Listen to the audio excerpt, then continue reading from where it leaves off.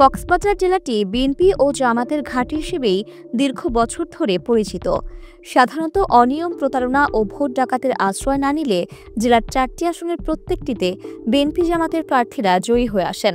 কক্সবাজার জেলার ৪টি আসনে অনেক প্রবীণ ও নবীনমুখী সম্ভাবনা দেখা গেলেও সবকটি আসনেই মূল লড়াই হবে বিএনপি ও জামাতের প্রার্থীদের মধ্যে। জেলার বৃহত্তর উপজেলা চকরিয়া আর উপকূলীয় উপজেলা পেকুয়া নিয়ে কক্সবাজার এক আসন। আসনটিতে রয়েছেন বিএনপির হেভিওয়েট প্রার্থী সালাউদ্দিন আহমেদ। তিনি বিএনপির সর্বোচ্চ নীতি নির্ধারণী ফোরাম, জাতীয় স্থায়ী কমিটির সদস্য এবং এই মুহূর্তে দলটির মুখপাত্রের দায়িত্ব পালন করছেন। ধারণা করা হচ্ছে তিনিই হবেন দলের পরবর্তী মহাসচিব। ঐক্যমত্য কমিশনের সাথেকার বিভিন্ন বৈঠকে সালাউদ্দিন আহমেদের আইনি বিষয়ক জ্ঞান এবং রাজনৈতিক দূরদর্শিতা অবাক করার মতো। বিএনপির চেয়ারপারসন ও সাবেক প্রধানমন্ত্রী বেগম খালেদা জিয়া সরকারের প্রথম মেয়াদের সহকারী একান্ত সচিব থেকে রাজনীতির মাঠে আসা সালাউদ্দিন আহমেদ এই আসনে একবারের জন্য হারেননি।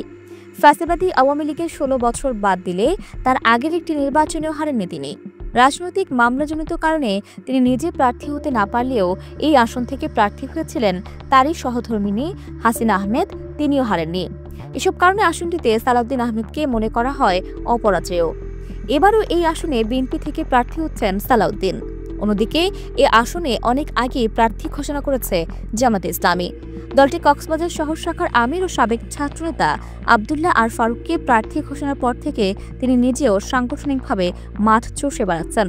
প্রায় প্রতিদিনই আসনটির বিভিন্ন এলাকায় নানা কর্মসূচি পালন করছেন তিনি। জামাতে ইসলামী সংশ্লিষ্টরা মনে করছেন চকরিয়া, পেকুয়ায় তাদের নিজস্ব ভোট ব্যাংক রয়েছে। ৫ আগস্টের পর তাদের দলের প্রতি মানুষের আস্থা বেড়েছে। সেই হিসেবে প্রার্থী যত হেভিওয়েটই হোক না কেন, ভোটের মাঠে জেতার জন্য তারা কাজ করে চলেছেন।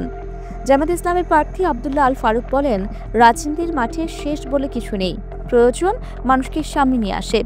জামাত ইসলামীও পরিবর্তিত পরিস্থিতিতে চকরিয়া, পেকুয়ায় মানুষের মধ্যে আস্থা ও বিশ্বাস তৈরি করতে পেরেছে। বাকিটা সময়ের অপেক্ষা। বিএনপির স্থায়ী কমিটির সদস্য সালাউদ্দিন আহমেদ বলেন, আমাকে এখন পুরো দেশকে নিয়ে ভাবতে হচ্ছে। আমার এলাকার মানুষ আমাকে ভালোবাসে।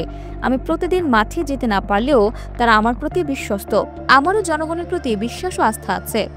আগামী নির্বাচনে কক্সবাজার এক আসনে জামাত ইসলামী কোনো চমক সৃষ্টি করতে পারে কিনা সেটা দেখার অপেক্ষাতেই আছে দেশবাসী।